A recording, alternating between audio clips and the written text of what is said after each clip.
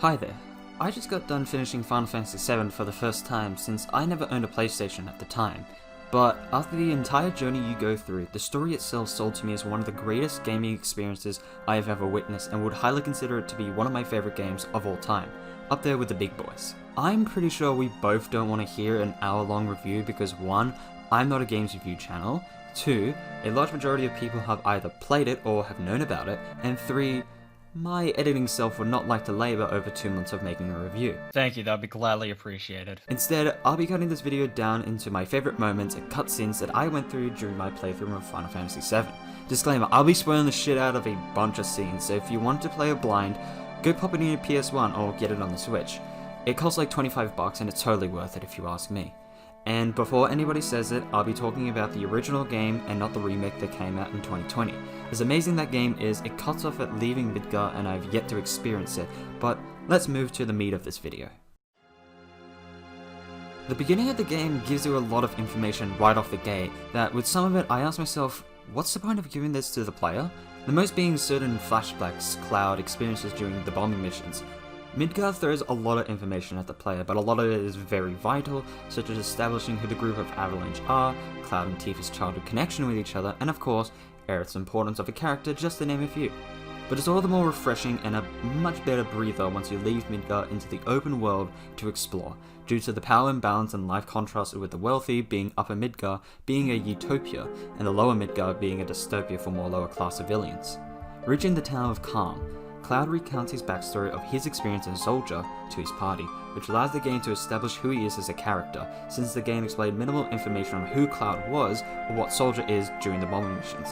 This scene plays out as a flashback 5 years prior to the events of Final Fantasy VII, through Cloud's perspective of working alongside Sephiroth being the greatest member of Soldier, as well as Cloud's childhood hero and the reason of joining Soldier. This scene, which is a playable flashback, shows the absolute power Sephiroth has compared to Cloud at the time, as visiting Cloud's hometown in Nibelheim, as well as traversing Mount Nibel. Sephiroth is very well respected, and rightfully so, due to his status in Soldier and his power difference between Cloud. Although, things take a turn for the worse once we arrive at the Genova Chambers. That's where everything turns south after his discovery of who he is. After Sephiroth losing his shit when questioning about his own humanity, Sephiroth confines himself from Cloud and the Shinra to research about the Genova project due to his mother having the exact same name. Sephiroth does mention about his family earlier in the flashback, but I'm just a dumbass and forgot to mention that earlier. After long last, Sephiroth explains to Cloud about the ancient race known as the Cetra, as well as the Promised Land, a location passed down by the Cetra's legend which wields Mako deposits, which, in the case of Final Fantasy VII, Mako is pretty much just energy. After Sephiroth's research, he found out about a person named Genova who was used in the Genova project to produce people with the power of the Ancients, giving him the conclusion that Sephiroth is basically God, as he has Genova cells in his body which are used to create him, which, spoiler alert, Genova is just an extraterrestrial being that was fought by the Cetras. Sephiroth's knowledge of his power and his own insanity to reunite with his mother brought the town of Nibelheim into flames, showing the player the destruction and absolute menace Sephiroth is, as well as giving us the famous scene used for his victory in Smash Ultimate. Heading back into the Genova Chambers, Cloud runs into a distressed Tifa after losing her father by the hands of Sephiroth. After the scene, my mind was like, oh, that makes so much more sense now, since you see the scene during the bombing missions in Midgar, but it's kind of like breadcrumbs why they dislike Sephiroth, Shinra, as well as Soldier, and now the puzzle pieces finally fits to show how much Tifa and Avalanche despise Shinra and Sephiroth. This entire sequence of events set up your goals of defeating Sephiroth, and it just goes to show how superior Sephiroth feels over people, how desperate he is to reunite with his mother and enter the Promised Land. Sephiroth feels no remorse for Cloud, losing his hometown, killing his childhood friends, since he is so focused and determined on his goal of reuniting with Genova. A lot of people being friends and people on the internet highly recommended me to play this game because of its story. I was already hooked on the story already, but after the scene, it's like a drug and you just want to know even more, as you know it's just kind of getting started. Also, this scene is a bit interesting to rewatch as it will be explained soon enough.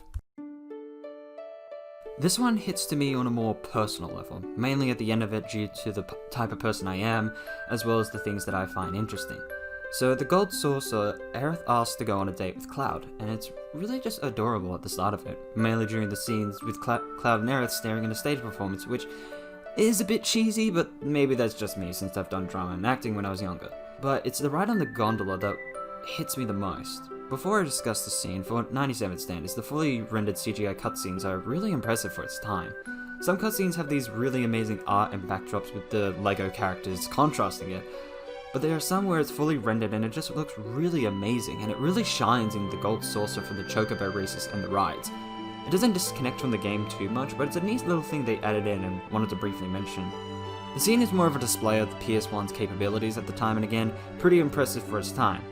If there's one thing that is used a lot throughout Final Fantasy, is the theme of self-discovery. Aerith sees through the bullshit tough guy persona Cloud displays throughout the game. Around the beginning of the game with Avalanche, Cloud is kind of a dick, since he doesn't really care about helping Avalanche, since he's only getting paid for it. Aerith is the first character through the story that pushes Cloud to his boundaries of discovering who Cloud really is behind the mask. And this one little line Aerith says just hits me in a special place in my heart. I want to meet you. This hits me in my heart so much, since self-discovery is such a key attribute on building who we are as a person, but also becomes a very integral part of Cloud's character development. Aerith isn't asking to meet Cloud, she wants to know Cloud and who he really is inside, and I just love that. If Cloud's backstory got me addicted to knowing more about the world and the characters, then this scene made me fall in love with the game, with not only Final Fantasy VII but with Aerith as well. When you first meet her in Midgar, Aerith takes you on this very, dare I say it, bizarre adventure. She takes you around underground Midgar to understand the culture there. She disguises Cloud as a girl in order to save Tifa. She threatens to chop off a Mafia Don's dick. Like, she's fucking cool, man.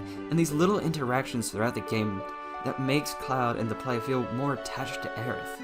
I normally don't really get super attached to characters, but Aerith is one of the first characters that I truly felt attached with. It's kind of ironic that I'm gushing about the scene as well as Aerith due to the next section I will be speaking about. Alright, before I explain and completely break down into tears about the scene, let me explain the importance of Aerith to those who decided to watch, didn't care about spoilers, but haven't played it. So, you know the Cetra that Sephiroth believe he is one because of Genova? Aerith is the last surviving one, and basically for the majority of the plot, the Shinra company wants her to exploit her powers since the power of the Cetra have no limit. No pun intended. Sephiroth's plan with the power of the black materia is to create a giant meteor to blow Gaia to hell. So in order to protect the planet, underneath the forgotten city of the ancients, Aerith prays for Holy, which is a powerful magic spell that creates a barrier to protect the land from the meteor. And the thing is, I knew this was coming. You knew it was coming, but my heart was beating fucking fast. Before this scene in the Temple of the Ancients, Sephiroth has displayed his power by how much his presence alone fucks with Cloud, to the point that he could basically puppet him into doing whatever he wants, that being giving Sephiroth the black materia to create the meteor. In this scene, he tries to make Cloud kill Aerith, to which Cloud comes back to consciousness, realizing what he's doing. Sephiroth gives up on continuing to puppet Cloud, and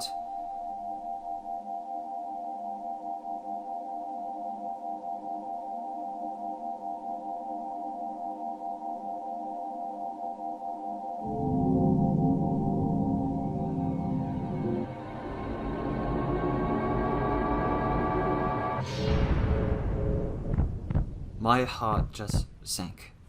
Even though I knew this was coming, my heart just dropped like a rock.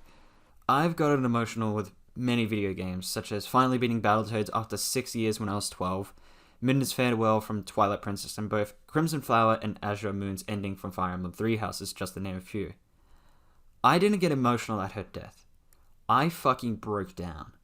In the end of it all, although this scene is very heartbreaking, the game did its job. It hit me emotionally. I related to the pain and struggle Cloud felt, and it made me realize how much of a great villain Sephiroth really is. After defeating Genova Life, Cloud and the party pay their respect to Aerith, and Cloud carries her to lower her to rest, becoming one with the planet. Aerith's death, while heartbreaking, it makes sense. Sephiroth realized that she's the only Cetra left, and with his gained knowledge of Genova being one, he had to do anything in his power to take her out of the occasion, and she has the power to protect the planet from Sephiroth's plans. It shows how much of a contrast of how Cloud views Sephiroth during his time in Nibelheim, where he idolizes being as strong as him, contrast to killing one of the most important members of Cloud's party. Also, on an off-topic note, literally after witnessing this scene, a few days later Sephiroth was announced for Smash, and I was in this confused state of, I'm excited he's in, but at the same time, I'm still fucking broken from Aerith dying, but at least he's fine as hell though. The scene not only hit me on an emotional level, but also made me realize the legacy and the impact this game has in storytelling. I mean, it's the most remembered death in video games for a reason. Aerith's death represents the theme of loss, where something or someone so special to you is just taken away from you, and it goes on for days, weeks, months, or years, and things just aren't right.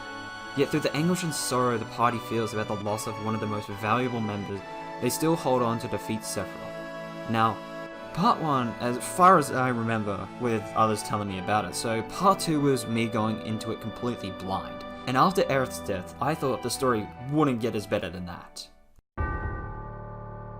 So, you remember when I said that Part 2 isn't gonna get any better than that?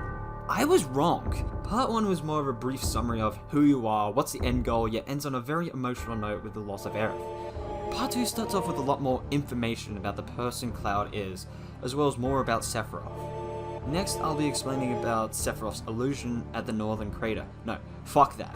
How about I explain the entire scene that was spoiled for me by a specific someone? Either way, early in the town of Calm, the players led to believe that Cloud was the one who went with Sephiroth in Nibelheim and witnessed the loss of both his childhood friend as well as his hometown due to Sephiroth's destruction. However, during the event, Sephiroth pushes this agenda of confusing Cloud and his team about the events that took place, playing an illusion of the events that tell the truth while confronting Cloud and telling him that his memories are just illusions. Sephiroth also briefly mentions how Cloud is known as a failed experiment, a failed Sephiroth clone to be precise, and manipulates Cloud into telling him that he was made after the events of Nibelheim. This entire part is just a massive mindfuck, since the situation is 50-50. You want to stick with your gut that Cloud's story is the truth, but there is some sense of doubt that Sephiroth may be spitting some facts. It's such a hard scene to sink into. Cloud struggles to understand what to believe and goes on a bit of a mental spiral, not knowing what parts of his memories are the truth and what are lies, which also comes to the part of Tifa finally realizing that Sephiroth revealed the truth to her. I forgot to mention this for Cloud's backstory, but before the trip of Mount Nibel, Sephiroth, Tifa, and Cloud took a photo together as a memento of their trip. Throughout the flashbacks Sephiroth plays, Tifa reminds Cloud of the childhood memories she has with him, as well as the reserved part of her she isn't willing to explain yet, since she finally knows that there are plot holes forming from Cloud's story. Sephiroth shuts her down by explaining to both of them that the power of Jenova combines her memories to create Cloud, which again is a bit 50-50. But the biggest mindfuck is the picture. I'll let the scene do the talking.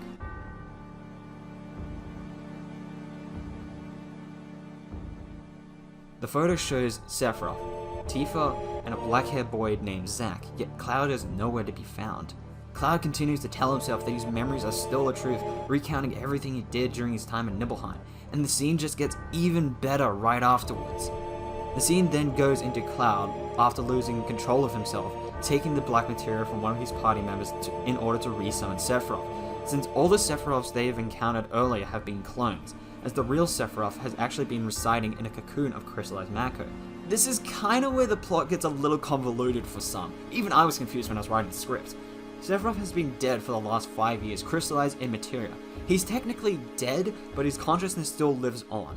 Now some may be asking, then explain how the president of Shinra and Aerith died. It's because Jenova has escaped the area in Mount Nibel's events, taking the form of Sephiroth and traveling around Gaia, causing havoc to places. When Cloud gives Sephiroth the black materia, Hojo, who's kinda like the main villain that my dumbass forgot to explain, is excited that Sephiroth is resummoned.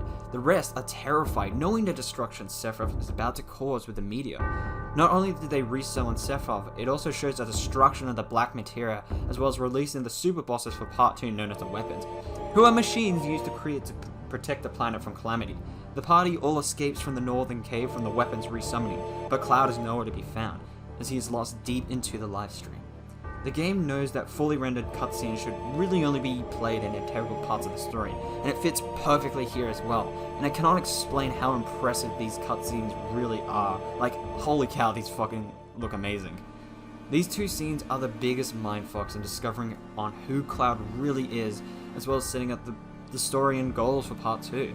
The real Sephiroth is back and is going to destroy Gaia. You've got the Shinra to still take down, and now you just got a bunch of super bosses that can one-shot you if you fight them. Oh, for fuck's sake! This opening to Part 2 blew expectations that were pretty high to begin with, and after witnessing this scene, I thought there is nothing that is going to get better than this. Final Fantasy VII is just the gift that keeps on giving, I guess. I wouldn't have made this video if it wasn't for this scene. Once the team found Cloud and Medel, who's been exposed to large amounts of mecha energy, as well as encountering the Ultima weapon later through the time in Medel, and escaping the impending doom of the town, both Tifa and Cloud end up diving deep into the livestream instead of escaping. Through there, we enter a place known as Cloud's subconscious, and we learn about Cloud and how desperate he is to find himself, as well as who he truly is as a person. With the help of Tifa, he helps Cloud connect the pieces together to fix these fragmented parts of his memory that has been the events of Nibelheim, the talk they had since childhood, and another part of Cloud which he has never opened up to. We first start off with the events of Nibelheim, and Tifa recounts both their memories are the same and how it looked, as well as her own personal bias towards Sephiroth. Eventually, once Cloud comes into the picture of the memory, she finally tells the truth that Cloud was never there during the events of Nibelheim 5 years ago, meaning that the illusions that Sephiroth showed finally made her come to the realization of the events that took place. Tifa tells Cloud that he must find the answers to the events 5 years as we move on to the promise Cloud made with Tifa about joining Soldier. Everything plays out just as both Cloud and Tifa remembered, but Tifa doesn't remember why he actually joined Soldier in the first place, and Cloud feels as though he's let her down since he has never fulfilled the promise he made to her during their childhood. And his final repressed memory is displayed for both Tifa and the player that reveals everything. The final memory is one that Cloud has locked away for the longest time, a memory that no one should have known. During childhood, Cloud felt isolated from Tifa and a group, as the group didn't allow him to be around, and eventually left the town to join Soldier to prove his own weakness. The reason why Cloud joined Tifa was during a trip into Mount Nerval, Cloud thought that Tifa was gone for good due to missing a step and falling off of a cliff in Mount Nerval. Tifa ended up in a short-term coma, and Cloud felt helpless and weak to the point that he worried that Tifa blamed him and hated him for it. Once he was caught wind of the power of Sephiroth, he wanted to be just like him in order to be noticed by her again. Cloud and his shadow finally connect with each other once he's known the truth of both Tifa and the player, as both Cloud and Tifa return to the Nibelheim memory to connect the broken pieces of the story. Both of them head to Nibelheim's mecha reactor 5 years ago, during the events of Tifa getting attacked by Sephiroth's Masamune, to which Cloud finally remembers the black-haired boy named Zack. Tifa then asks where Cloud was during these events, to which it is finally revealed that Cloud was actually there the entire time, being a faceless Shinra soldier. The scene then goes to Cloud as a Shinra soldier attacking Sephiroth with Zack's Buster Sword. It is there that it becomes apparent to Tifa that, and the player, that Cloud, while not being the main role of the story in Nibelheim, was still there, watching over Tifa, experiencing all the suffering that he witnessed. While Cloud may never have achieved his goal of joining Soldier, he took on a more important role during these events, and that is walking in the shoes of Zack, and eventually did what Zack wanted Cloud to do, and that is to kill Sephiroth. Cloud's memory fuses together with his inner child, rebuilding his fixed memories to build a new Cloud that finally comes to understanding his locked memories. While Cloud finds it devastating that he must explain to his party that he's not what he has perceived himself to be, he's still accomplishing a massive task of taking down Sephiroth 5 years ago. This entire scene is probably the sole reason of why this game is up there with the big boys. Cloud finally comes to the realization that while he is not the main character and is probably just a nobody, he still accomplishes goals while working in the shadows. My mind was just so in love with this scene because they use both the shadow and the inner child from the scene. It just fits so well, and this is the memory Cloud locks from everyone.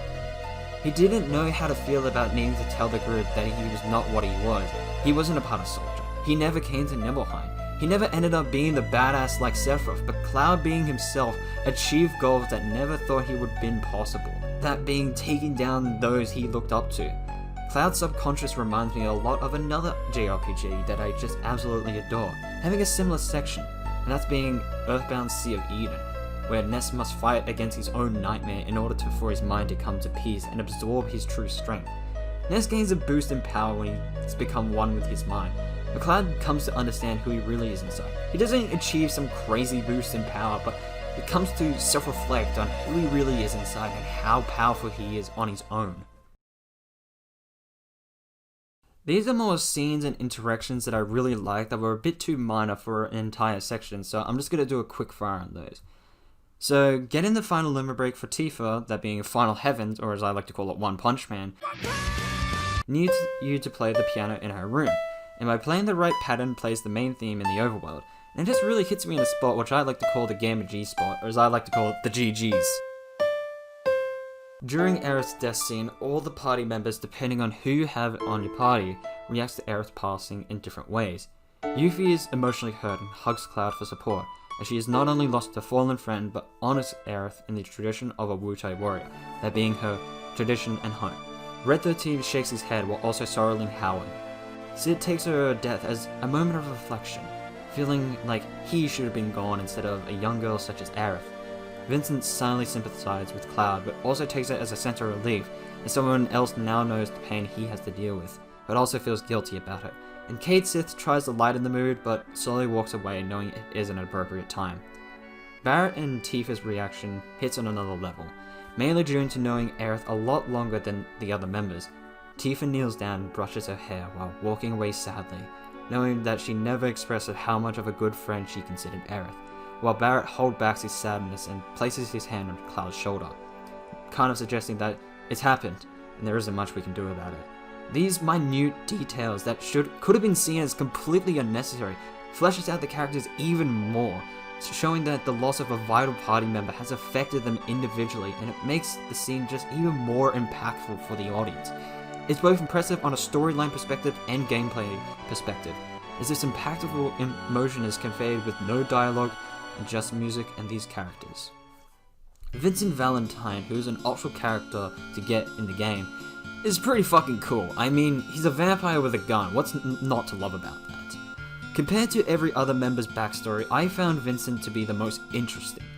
In the Crystal Cave, we get to experience a flashback that explains the relationship between Vincent and an integral part in his story named Lucrecia, who broke ties in a relationship together to be with another scientist, who later, through research, is supposed to be Hojo.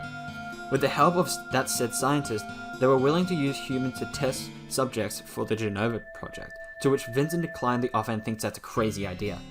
Although Lucrecia proceeded to be the test subject for the project while being pregnant with Sephiroth, she fell ill as a result of it. Once Vincent had to explain the devastating news to her significant other, it costed Vincent his life, as Hojo used Vincent's body as the test subject of their experiment, involving strengthening the human body as well as metamorphosis, allowing Vincent to transform into various monsters such as the Galleon Beast and Death Giygas, being Vincent's limit breaks. Once the game has explained how Vincent came to be, she asks if Sephiroth is still alive, and she never got to see her child as well as seeing Sephiroth in her dreams, to which Vincent must explain that he's been dead for over 5 years. The most morbid thing is that this triangle Vincent put himself is pretty unpleasant, and eventually the punishment for telling the truth ended up costing his life. And there's nothing that he could have changed it, you just have to live with it. It's now much more fitting that Vincent silently sympathized during Aerith's death, since it reminds him of Lucrecia and Hojo, yet at the same time he feels relieved that Aerith's passing, knowing that there's someone in this world that can understand the pain he goes through every day. It's a twisted and fucked up way of thinking, but Vincent knows that he'll just outlive everyone, so he finds no point in feeling attached to others. Square made an entire game for the Final Fantasy Complete that explains more about Vincent's past, since Vincent was added very late into the development of Final Fantasy VII.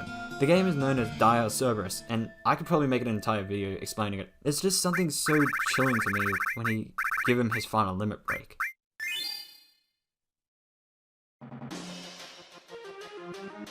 You're finally here. You've achieved everything that you wanted.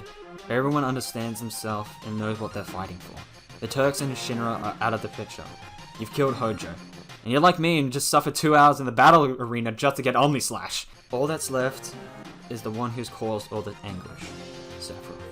For his boss fight, there are 3 phases: Genova, Bizarro Sephiroth, and Safer Sephiroth. For God, or as I like to call it, God Mode Sephiroth. All 3 which have bang songs, but only one got into Smash. I wonder which one. Good to see you. All 3 fights are pretty tough, but goddamn, I didn't give a fuck. I had a level 69 Cloud and I was just jamming Genova complete and Birth of a God. The most important and of course the most special one is Safer Sephiroth, a godlike form that dishes out massive amounts of damage, especially when he uses his ultimate ability known as Supernova, a spell that wipes out all the planets and deals massive amounts of damage and different status effects to your party. But in the end of it all, the battle itself isn't the part that feels satisfying though. It's the one-on-one showdown, as well as the story leading up to this point, is what really sells me. You led this journey as someone who thought what he was, what he dreamt about being, but has been lied to, a nobody. You've taken the weight and responsibility of another person's accomplishments, but also carried your own suffering and loss, through Avalanche as well as through Aerith. You're finally going to have the chance to finish what you've started and put your everlasting nightmare to rest. Cloud once looked up to Sephiroth as a hero, someone to be like, but through the help of his friends, Cloud frees himself from the impossible pedestal Sephiroth displays himself as, and understands this opportunity is finally time to put his traumatic memories to rest.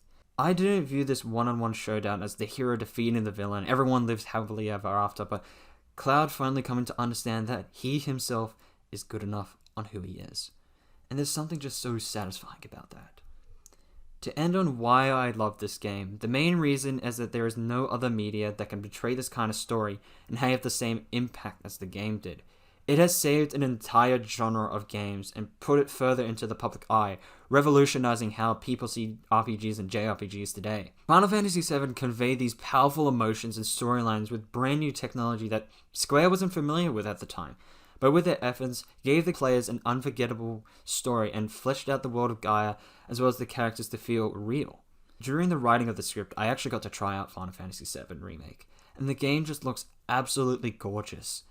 But with that, I really do hope that the remake can satisfy people just how they have done it 22 years ago, with a story and characters that me and millions of others shall never forget.